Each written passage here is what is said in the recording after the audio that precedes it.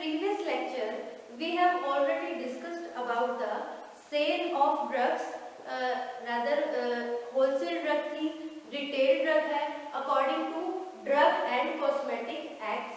इस Drug and Cosmetic Act के according जो भी सेल हो रही है, चाहे वो रिटेल में है, चाहे वो होलसेल है, चाहे वो डिस्ट्रीब्यूशन हो रही है, वो कंडीशन को फुलफिल कर रही है या नहीं कर रही है, और डिफरेंट शेड्यूल की ड्रग्स की क्या कंडीशन है, उसको फुलफिल करने के बाद ही वो लायबल है कि वो उस ड्रग्स की सेल कर सकती है, चाहे वो होलसेल पे करे या फिर रिटेल में करे या फिर उसकी डिस्ट्रीब्यूशन करे. So after the completion of that topic, today we will discuss about the very important topic that is drug inspectors. आपने ये सब तो सुना होगा कि जब भी कोई किसी को मेडिकल लाइसेंस दे दिया जाता है, वो अपना मेडिकल स्टोर या फिर केमिस्ट शॉप ओपन कर लेता है. तो उस केमिस्ट शॉप में ऐसा नहीं कि वो उसको जो लाइसेंस मिल गया है तो वो उस लाइसेंस को अपना जैसे मर्जी है उसको रिन्यू करवाया है, नहीं करवाया है. बहुत सी कंडीशंस होती है कि उसको जिस पर्टिकुलर शेड्यूल की ड्रग्स रखने का लाइसेंस मिला, क्या वो पर्टिकुलरली वही रख रहा है या नहीं रख रहा है. तो ये सारी चीजें चेक करने के लिए कोई ऑथराइज्ड पर्सन होना चाहिए. नहीं तो उन्होंने एक बार अपना लाइसेंस बनवा लिया और उसके बाद आगे रिन्यू करवाया है या नहीं करवाया, ये देखने के लिए, उसको कंट्रोल करने के लिए ड्रग एंड कॉस्मेटिक एक्ट ने क्या प्रोविजन किया. उन्होंने सेंट्रल और जो स्टेट गवर्नमेंट है, सेंट्रल स्टेट गवर्नमेंट ने एक पर्सन को अथॉरिटी दी जिसको डीआई कहा जाता है, ड्रग इंस्पेक्टर कहा जाता है. उस ऑथराइज्ड पर्सन को अलग अलग एरियाज दे दिए गए कि आपको ये डेफिनेट एरिया है, उस एरिया में जितने भी जो लाइसेंस्ड अथॉरिटी है, चाहे वो मैन्युफैक्चरिंग की है या फिर वो सेल की है या डिस्ट्रीब्यूशन की है, उसकी सारी रिकॉर्ड्स की, हर चीज की चेकिंग कौन करेगा? ड्रग इंस्पेक्टर डीआई, जिसको डीआई कहा जाता है शॉर्ट फॉर्म में. ड्रग इंस्पेक्टर्स की ये ड्यूटी होती है. तो सेंट्रल और स्टेट गवर्नमेंट ने क्या कर दिया, उन्होंने असाइन किए डिफरेंट जो एरिया थे उसमें पर्टिकुलर एरिया असाइन कर दिए ड्रग इंस्पेक्टर को. अब वो ड्रग इंस्पेक्टर क्या करेगा, उसका काम है कि वो इंस्पेक्शन करेगा. जितना उसको एरिया असाइन किया गया है ना, उस असाइंड एरिया की इंस्पेक्शन करेगा जहाँ पे मैन्युफैक्चरिंग हो रही है या फिर सेल हो रही है या डिस्ट्रीब्यूशन हो रही है, कि वो उसके जो ड्रग एंड कॉस्मेटिक एक्ट का जो प्रोविजन है उसके अकॉर्डिंग सारी कंडीशंस को फुलफिल कर रही है या नहीं कर रही. क्या कुछ ऐसा कोई कॉन्ट्रावेंशन तो नहीं हो रहा जो कि एक्ट के अगेंस्ट है. तो वो सब चेकिंग कौन करेगा? Drug inspector. ड्रग इंस्पेक्टर ये सब जो काम करता है, जो इसकी ड्यूटीज है, वो अपने फाइनेंशियल इंटरेस्ट के लिए नहीं करता. जो ड्रग इंस्पेक्टर है उसको एज ए पब्लिक सर्वेंट माना जाता है under the section 21 according to Indian penal code. जो ड्रग इंस्पेक्टर है, drug inspector is a public servant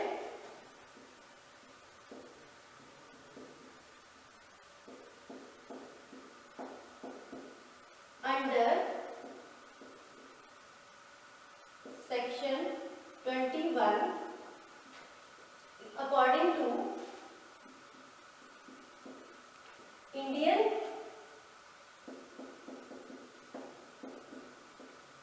panel code. जो इंडियन पैनल कोड के अकॉर्डिंग जो सेक्शन 21 है उसके अकॉर्डिंग एक पब्लिक सर्वेंट है. तो इसमें वो अपना फाइनेंशियल इंटरेस्ट के लिए काम नहीं करता. वो एक जो उसको ड्यूटीज असाइन की गई है, कंट्रोलिंग अथॉरिटी ने उसको जो ड्यूटीज असाइन की है उन ड्यूटीज को परफॉर्म करता है. तो इनको डेफिनेट एरिया असाइन कर दिया जाता है. उस एरिया में, उस प्रीमिसेस में जाकर वो कोई भी इंस्पेक्शन कर सकता है, सैंपलिंग कर सकता है और कोई भी इंक्वायरी कर सकता है. ये सारे काम कौन करेगा? Drug inspector. और इसका ये भी होता है कि अगर ड्रग इंस्पेक्टर को ऐसा लगता है कि कोई भी ऑफेंस हो रहा है, कोई जैसे किसी भी शॉप पे कोई शेड्यूल सी का लाइसेंस असाइन कर रखा है, लेकिन वो शेड्यूल एक्स की जो शेड्यूल एक्स में ड्रग आ जाती है, जैसे नार्कोटिक्स और साइकोट्रोपिक ड्रग्स होती हैं, वो किस में कवर होती है? शेड्यूल एक्स में कवर होती है. तो उसकी सेल कर रहा है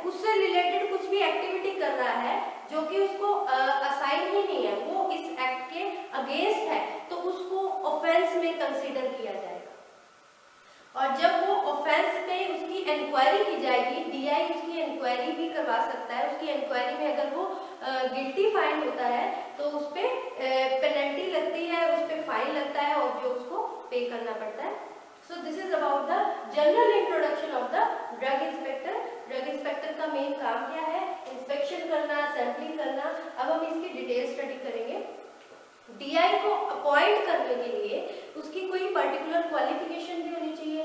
ऐसा नहीं कि कोई भी ड्रग इंस्पेक्टर के लिए एलिजिबल है, उसकी एलिजिबिलिटी के लिए क्वालिफिकेशन क्या होगी। So our next topic is qualification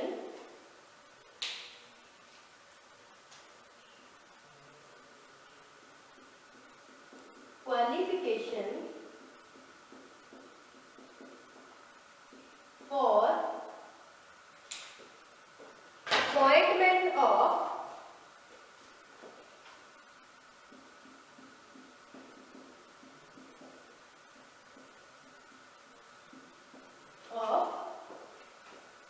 drug inspector. क्या क्वालिफिकेशन होनी चाहिए? सबसे पहले तो उसके पास ग्रेजुएशन की डिग्री, ग्रेजुएट होना चाहिए। इट मीन्स डिग्री होनी चाहिए इन द फार्मेसी और द फार्मास्यूटिकल साइंस और मेडिसिन। सो पहली रिक्वायरमेंट क्या है एलिजिबिलिटी के लिए? डिग्री होनी चाहिए उसको, यानी वो ग्रेजुएट होना चाहिए। किसमें? फार्मेसी में, फार्मास्यूटिकल साइंस में, या फिर हम इसको फार्मास्यूटिकल साइंस भी कह सकते हैं, फार्मास्यूटिकल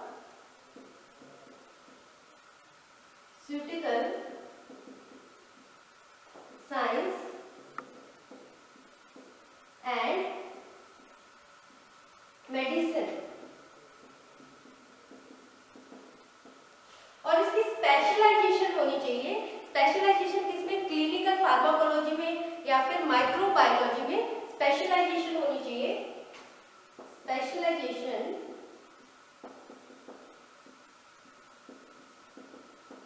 इन क्लिनिकल फार्माकोलॉजी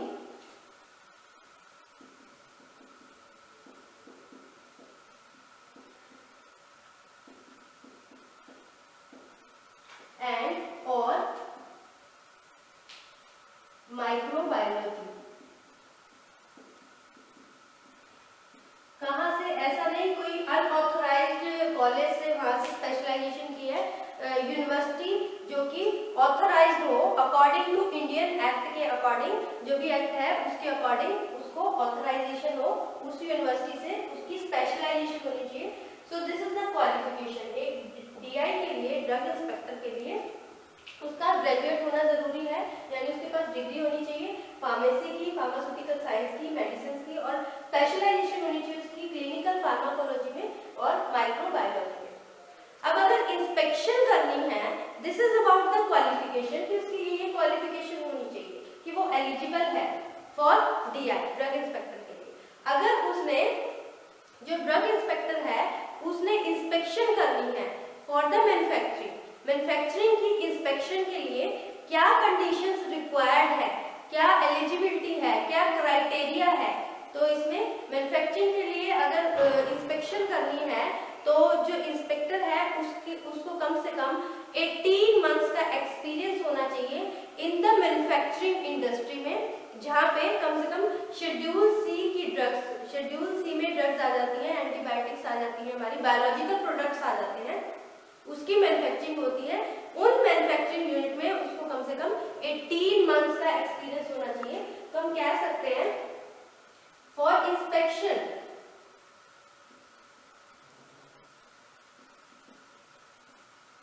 इंस्पेक्शन के लिए फर्स्ट क्राइटेरिया क्या है? 18 months experience in manufacturing plant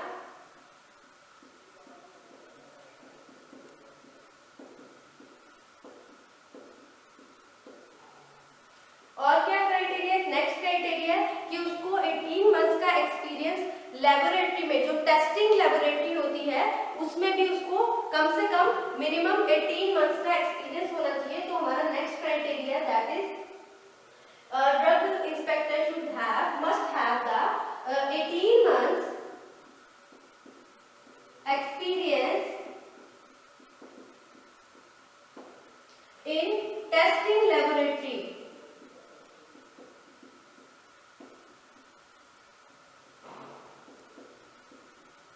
testing laboratory में कम से कम उसका 18 मंथ्स का एक्सपीरियंस होना चाहिए। जो next criteria that is minimum 3 months का एक्सपीरियंस उसका होना चाहिए for the inspection of firm of manufacturing plant. जो मैन्युफैक्चरिंग यूनिट होती है जहाँ पे जो शेड्यूल सी की ड्रग्स को प्रोडक्शन की जाती है, उन मैन्युफैक्चरिंग यूनिट में उसकी इंस्पेक्शन का कम से कम मिनिमम 3 इयर्स एक्सपीरियंस होना चाहिए। सो नेक्स्ट क्राइटेरिया क्या है? 3 years experience for inspection in the manufacturing industries.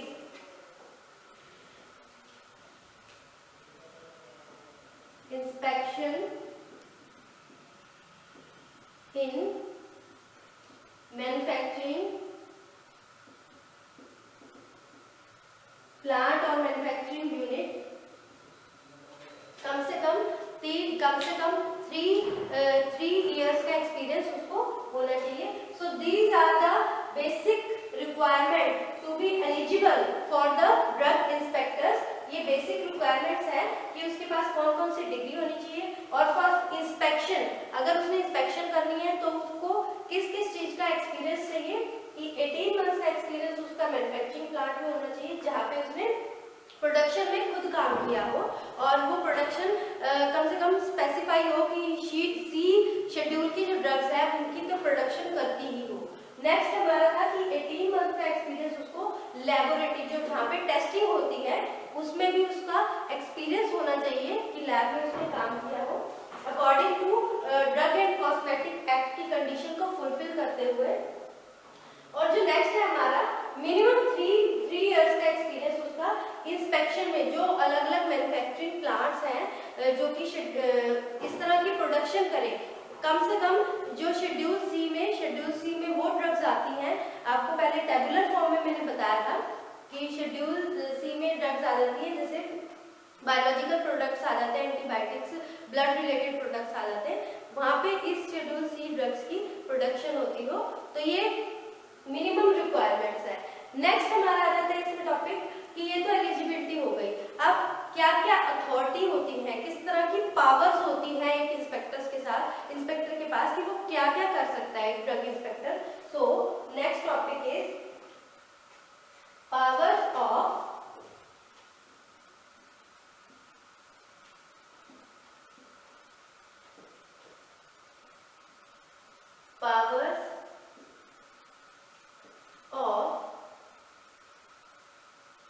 Drug inspectors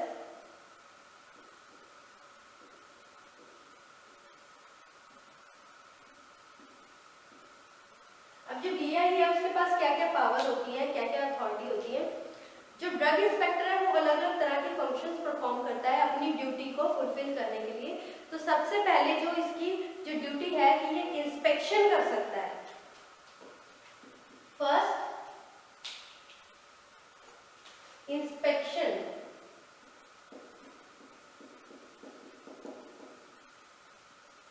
of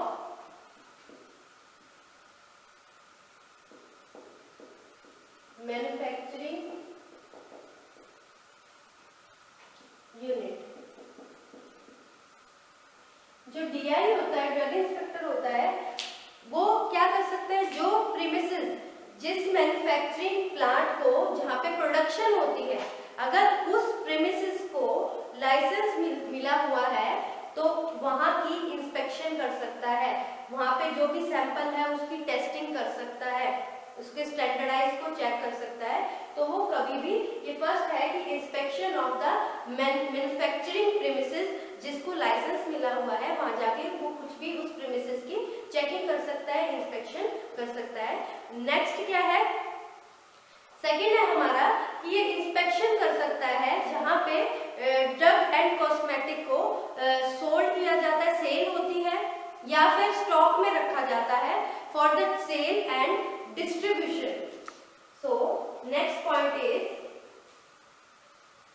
पहली तो मैन्युफैक्चरिंग यूनिट है जिसको जो ऑलरेडी यहाँ पे प्रीमिसेस को लाइसेंस मिला हुआ है।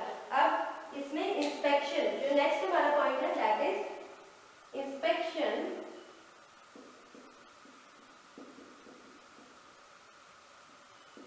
Of licence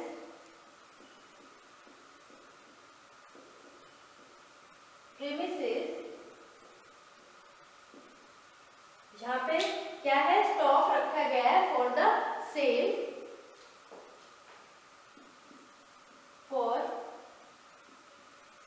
of drug and cosmetics and stock of drugs and cosmetics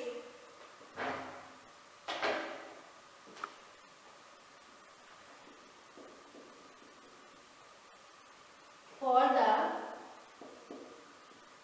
sale and distribution।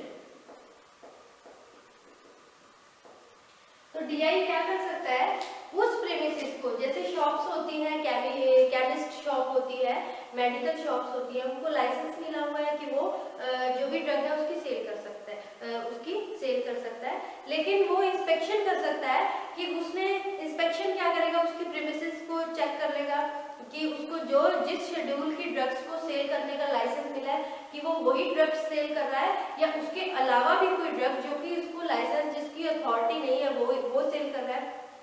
तो वो उस प्रीमिसेस को भी वहां पे जिसमें लाइसेंस मिला हुआ है सेल करने के लिए, किसको, ड्रग और कॉस्मेटिक्स को, या फिर स्टॉक रखा हुआ है for the stock of drug and cosmetic for the sale और डिस्ट्रीब्यूशन को, वहां पे भी इंस्पेक्शन कर सकता है।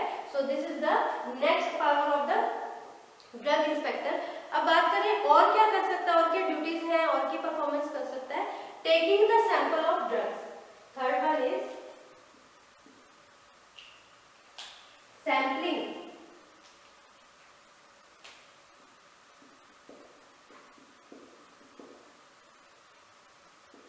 अब सैम्पलिंग की बात करें तो वो सैंपल कहीं से भी ले सकता है। अगर मान लो उसको पता है कि जहाँ पे मैन्युफैक्चरिंग होती है, बड़ी बड़ी इंडस्ट्रीज होती हैं, मेडिसिन की इंडस्ट्रीज होती हैं, उनको लाइसेंस्ड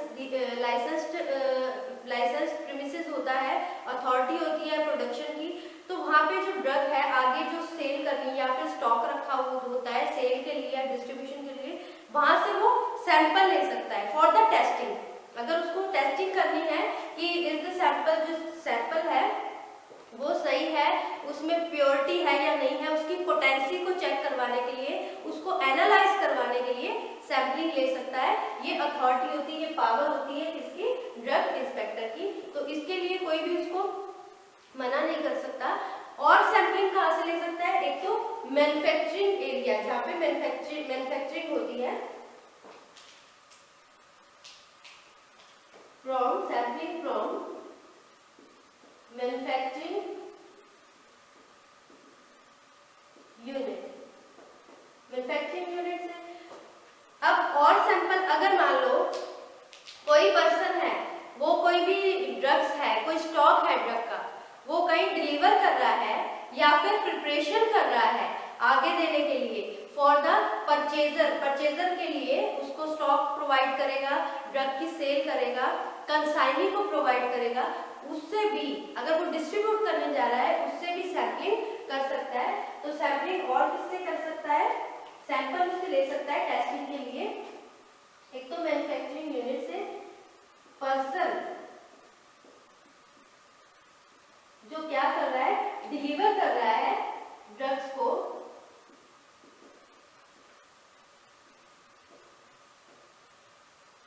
ड्रग्स किसको डिलीवर कर रहा है, परचेजर को, परचेजर और कंसाइनी। अब डिलीवर करने से पहले वो सैंपल ले सकता है फॉर द टेस्टिंग, कि अगर जो सैंपल है पोटेंसी और उसकी प्योरिटी को चेक करने के लिए जो DI है सैंपलिंग कर सकता है।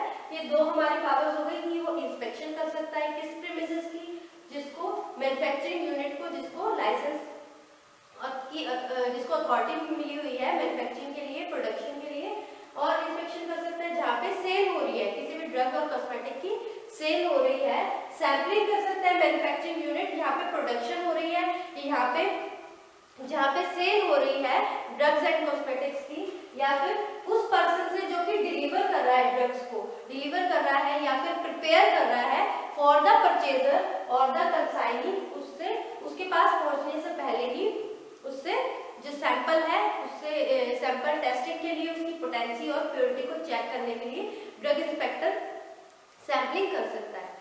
और ड्रग इंस्पेक्टर के पास और भी अथॉरिटीज होती है और भी पावर होती है, दैट इज किसी भी रीजनेबल टाइम पे वो किसी भी पर्सन को अगर उसको लग रहा है कि यहाँ पे ड्रग एंड कॉस्मेटिक्स के रिलेटेड कुछ ऑफेंस हो रहा है फॉर रिलेटेड टू मैन्युफैक्चरिंग, किसी भी ड्रग एंड कॉस्मेटिक की मैन्युफैक्चरिंग, सेल या डिस्ट्रीब्यूशन के रिगार्डिंग ऐसा लग रहा है कि कुछ ऑफेंस कमिटेड हो रहा है। ऑफेंस क्या होता है इसमें कि कुछ भी इस तरह की एक्टिविटी होनी जो कि ड्रग एंड कॉस्मेटिक एक्ट के प्रोविजन के अगेंस्ट है, तो वो उसके लिए एक्शन ले सकता है, उसका सर्च कर सकता है और कभी भी किसी भी प्रेमिसेस में जाकर एंट्री करके जो भी है चेकिंग कर सकता है, उसको कोई भी रोक नहीं सकता, चेकिंग कर सकता है, उसकी इंस्पेक्शन कर सकता है।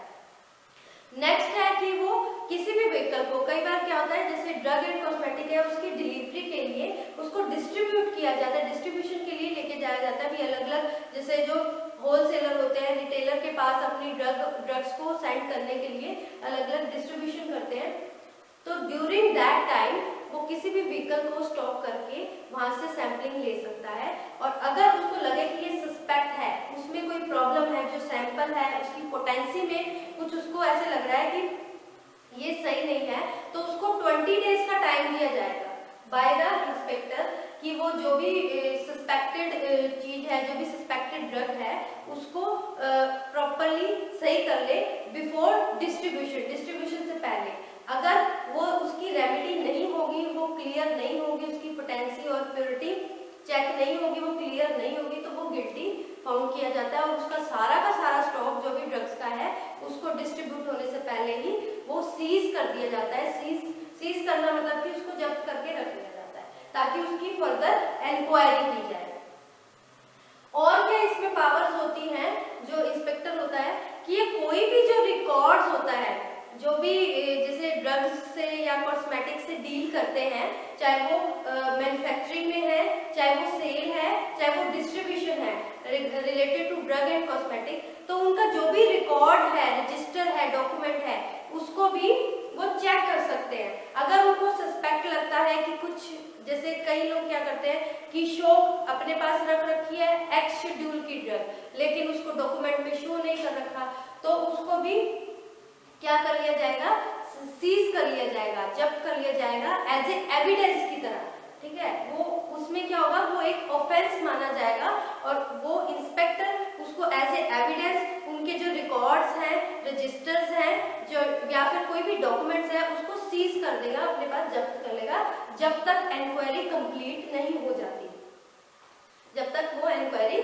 कंप्लीट नहीं हो जाती। तो ये सारा काम किसका है, ये क्या है, पावर्स है किसकी, ड्रग इंस्पेक्टर्स।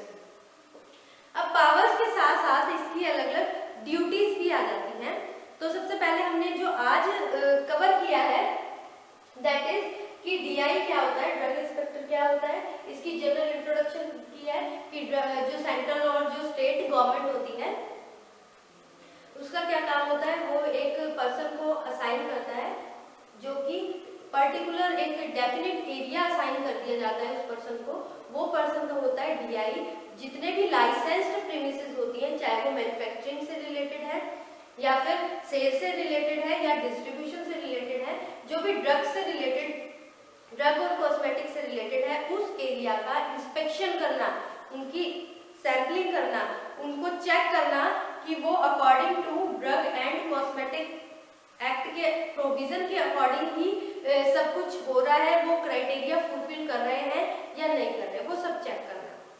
और जो जो ड्रग इंस्पेक्टर है उसको पर्टिकुलर एरिया असाइन किया जाता है, उसी एरिया में उसको ये सारी इंस्पेक्शन या चेकिंग करनी होती है। और जो ड्रग इंस्पेक्टर को एज ए पब्लिक सर्वेंट कहा जाता है under the section 21 according to the Indian penal code. इसकी क्वालिफिकेशन हमने की, फिर qualification for the appointment of the drug inspector क्या होना चाहिए, मिनिमम क्वालिफिकेशन, एलिजिबिलिटी, कौन एलिजिबल है फॉर द ड्रग इंस्पेक्टर के लिए, मिनिमम ग्रेजुएट होना चाहिए यानी उसके पास डिग्री होनी चाहिए इन द फार्मेसी और the pharmaceutical science and medicine.